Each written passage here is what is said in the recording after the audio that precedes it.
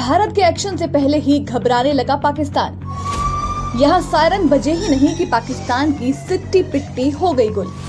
अभी तो इंडिया ने पहलगाम अटैक का बदला लिया भी नहीं कि पाकिस्तान अभी से थर्राने लगा है और बयानबाजियां करने लगा है। इधर 7 मई को भारत ने सिविल डिफेंस ड्रिल कराने की बात कही कि उधर पाकिस्तान के होश उड़ गए। पाकिस्तानी सेना के प्रमुख आसिम मुनीर का एक बयान सामने आया है जिसमें वो ये कह रही हैं कि पाकिस्तान अपने देश की प्रतिष्ठा की रक्षा और अपने लोगों की भलाई के लिए पूरी ताकत के साथ जवाब देगा। दरअसल जनरल आसिम मुनीर ने 15वीं राष्ट्रीय कार्यशाला बलूचिस्तान के प्रतिभागियों के साथ बातचीत की थी और उसी दौरान उन्होंने ये बयान दे दिया।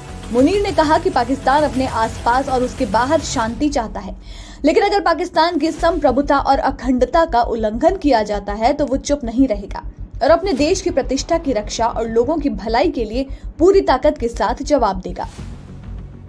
बलूचिस्तान का जिक्र करते हुए मुनीर ने कहा कि जो आतंकवादी समूह बलूच के नाम पर अपना एजेंडा आगे बढ़ा रहे हैं वो बलूच सम्मान और देशभक्ति के नाम पर धब्बा हैं। इसके अलावा पाकिस्तानी सेना प्रमुख ने कहा कि आतंकवाद किसी धर्म, संप्रदाय या नस्ल को नहीं जानता, इसीलिए सबको एकजुट होकर के इसका मुकाबला करना पड़ेगा। तो 22 अप्रैल को पहलगाम में आतंकी हमला हुआ था। उसके बाद से पाकिस्तान और इंडिया के बीच तनाव चल रहा है और हर एक दिन के साथ अब ये गहराता जा रहा है। इस अटैक के बाद इंडिया ने पाकिस्तान के खिलाफ एक्शन लेते हुए उसके नागरिक वापस लौटा दिए। सिंधु जल संधि को रद्द कर दिया गया और इस हमले का बदला लेने का ऐलान कर दिया गया। इसके बाद लगातार जंग का अनुमान लगाया जा रहा है। पाकिस्तान 22 अप्रैल के हमले के बाद से लगातार एलओसी पर सीज फायर का उल्लंघन कर रहा है और अब जब सोमवार को मॉक ड्रिल की खबर सामने आई तो फिर से पाकिस्तान छटपटाने लगा है। इंडिया के एक्शन से पहले ही वो बौखला गया है और लगातार बयानबाजियां करने लगा है।